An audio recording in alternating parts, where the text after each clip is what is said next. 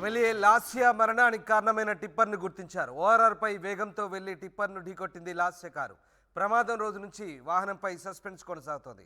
Muthangi exit toll plaza దగ్గర CC కెమెరాల్లో footage ఆధారంగా టిప్పర్ను గుర్తించారు. TS08U J0025 టిప్పర్ను వెనక నుంచి లాస్య కారు ఢీకొట్టింది. రాక్ శాండ్ తరలింపు కోసం టిప్పర్ వినియోగిస్తున్నట్టుగా తెలుస్తుంది.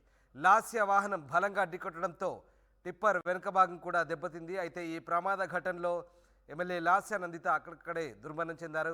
ఈ నేపథ్యంలో ఇప్పటి వరకు కూడా ఆ టిప్పర్ ఎక్కడిది ఎవరిది అనే సస్పెన్స్కు ప్రస్తుతానికి ఆ సస్పెన్స్ వీడినట్లయింది. ర్యాక్ శాండ్కు వినియోగించేటువంటి ఆ టిప్పర్ను ఎమ్మెల్యే లాస్య కారు బలంగా ఢీకొట్టడంతోనే ఈ ప్రమాదం చోటు చేసుకున్నట్టుగా తెలుస్తోంది. ఇక దీనికి సంబంధించిన పూర్తి సమాచారాన్ని మా ప్రతినిధి పెట్రిషి అందిస్తారు. పటాన్ చెరువు పోలీస్ స్టేషన్ లో ఉన్నాము. లాస్య నందిత ఎమ్మెల్యే చావుకి కారణమైన ఏదైతే యాక్సిడెంట్ జరిగిన టిప్పర్ లారీ కూడా ఇక్కడనే ఉంది. ఏదైతే తన చావుకు కారణమైన టిప్పర్ లారీని పోలీసులు అదుపులోకి తీసుకోవడం జరిగింది. ఇదంతా కూడా టాటా టిప్పర్ లారీ, అంటే ఏదైతే రాక్స్ శాండ్ ఉంటుందో అది తీసుకెళ్లే లారీగా గుర్తించారు. అతన్ని కూడా బంజారాహిల్స్ చెందిన ఒక కన్స్ట్రక్షన్ కంపెనీ అని కూడా పూర్తిగా చెప్పడం అయితే జరుగుతుంది. మీరు చూడొచ్చు కూడా చాలా దూరంగా ఉండే వాహనం కూడా కనిపిస్తుంది. ఇది చాలా సాలిడ్ గా ఉంటది. వెహికల్ ని చాలా బలంగా ఢీకొనిందని కూడా చెప్పడం అయితే జరుగుతుంది. లాస్య అది ఒకసారి పూర్తిగా కూడా మనం చూడొచ్చు. చాలా పెద్ద టిప్పర్ లారీ అని కూడా చెప్పొచ్చు. ఇక్కడ ఒకసారి చూడొచ్చు, పోలీసులు ఈ ఇండికేటర్ లైట్ ద్వారా అయితే పోలీసులు ఐడెంటిఫై చేశారు. మీరు పూర్తిగా చూడొచ్చు, లెఫ్ట్ సైడ్ ఇండికేటర్ మాత్రం చాలా క్లీన్ గా ప్రాపర్ గా ఉంది. ఎటువంటి డిస్ట్రాయ్ అవ్వకుండా, డ్యామేజ్ అవ్వకుండా అయితే ఉంది. మరి ఇటు సైడ్ రైట్ సైడ్ చూస్తే మాత్రం పూర్తిగా డ్యామేజ్ అయిపోయింది. పూర్తిగా లైట్స్ అంతా కూడా పగిలిపోయాయి. పూర్తిగా డ్యామేజ్ అవ్వడంతో పోలీసులు దీన్ని ఐడెంటిఫై చేశారు. ఆ రోజు ఓఆర్ఆర్ పై నుంచి సుమారుగా 5 నుంచి 6 టిప్పర్ లారీలు అయితే వెళ్ళాయి. పూర్తిగా వాళ్ళు ఒకసారి సీసీటీవీ ఫుటేజ్ ద్వారా ఐడెంటిఫై చేయడం అయితే జరిగింది. ఈ టిప్పర్ లారీని ఏదైతే మొదటిసారి, అంటే ఎప్పుడైతే ఓఆర్ఆర్ పైన వెళ్తున్నప్పుడు చాలా నీట్గా ఉంది, ఎటువంటి డ్యామేజ్ లేదు. కానీ దిగే సమయంలో మాత్రం డ్యామేజ్ ఉందని పోలీసులు గుర్తించి ఇదే అని సస్పెక్ట్ చేశారు. అదే విధంగా నంబర్ బట్టి కూడా పూర్తిగా ట్రేస్ అవుట్ చేయడం జరిగింది. ఒకసారి మనము సీన్ రీక్రియేట్ చేసే ప్రయత్నం అయితే చేద్దాం. ఒకసారి చూడొచ్చు, ఇది కార్ గా ఒకసారి ఊహించుకునే ప్రయత్నం అయితే చేద్దాము. ఈ కార్ కూడా చాలా ఓవర్ స్పీడింగ్ గా ఉందంటే 84 పారామీటర్స్ ఉన్న సమయంలో కూడా అది 80 నుంచి వీళ్ళు వెళ్తున్నారు. 80 స్పీడ్ నుంచి వెళ్తున్న సమయంలో వీళ్ళు ఏదైతే ఆ డ్రైవర్ నిద్రపోయారా, చాలా ఓవర్ స్పీడింగ్ అయితే ఉన్నారు.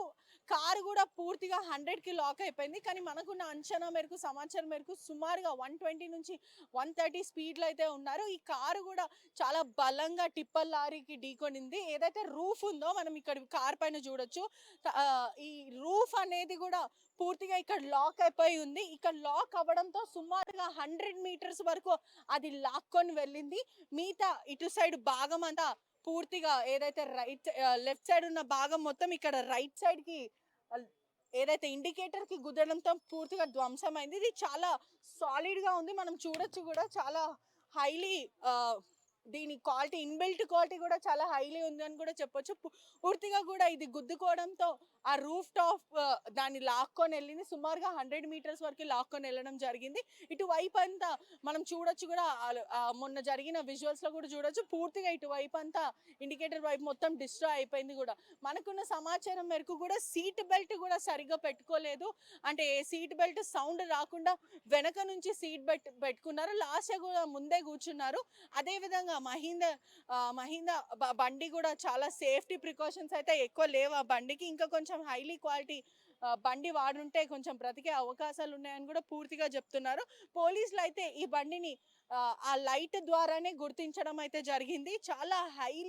చాలా ఓవర్ స్పీడ్ గా ఫాస్ట్ గా దాన్ని గుద్దడంతో వాళ్ళు చాలా చాలా స్పీడ్ లో ఉన్నారని కూడా పూర్తిగా చెప్పడం అయితే జరుగుతుంది. పోలీసులు మాత్రం ఈ లైట్ ద్వారానే పూర్తిగా ఐడెంటిఫై చేశారు. ప్రస్తుతం నిందితుడికి మాత్రం పిటి కేసే పడుతుందని అయితే పూర్తిగా చెప్తున్నారు. ఎందుకంటే అతని తప్పు కూడా ఒక వైపు అయితే ఉంది. ఎందుకంటే యాక్సిడెంట్ జరిగిన వెంటనే అతను హ్యుమానిటీ ద్వారా కొంచెం రెస్పాన్సిబిలిటీగా వెంటనే 100కి డైల్ చేసి ఇలా యాక్సిడెంట్ జరిగింది, నన్ను గుద్దారు అని బేసిక్ కూడా చెప్పలేకపోయారు. అంటే జనరలీ ఇలాంటి యాక్సిడెంట్లు జరిగినప్పుడు ప్రజలు పానిక్ అవ్వడం, భయపడడం జరుగుతుంటది. కానీ మనం సోషల్ రెస్పాన్సివ్గా చెప్పి ఉంటే ఈరోజు అతనికి అలాంటి కేసులలో అతను ఇరికేవాడు కాదని కూడా చెప్పొచ్చు. ఇటువంటి కేసులు ఏమన్నా జరిగినప్పుడు కూడా ప్రజలు కూడా చాలా అప్రమత్తంగా ఉండాలి. వెంటనే పోలీసులకు కూడా ఫిర్యాదు చేయాలి. కానీ అక్కడి నుంచి పాడిపోవడం, దానివల్ల మీరు ఇంకా ట్రబుల్ ఫేస్ చేయడం కూడా జరుగుతుంది. పూర్తిగా అయితే అతని ఎవరైతే ఈ టిప్పర్ లారీ డ్రైవర్ని అయితే అదుపులోకి తీసుకున్నారో పూర్తిగా విచారిస్తున్నారు. అసలు ఎలా జరిగింది, ఎంత స్పీడ్లో ఉంటారు, నువ్వు అక్కడి నుంచి ఎలా వెళ్ళావు, ఎందుకని పోలీసులకు ఇన్ఫార్మ్ చేయలేవని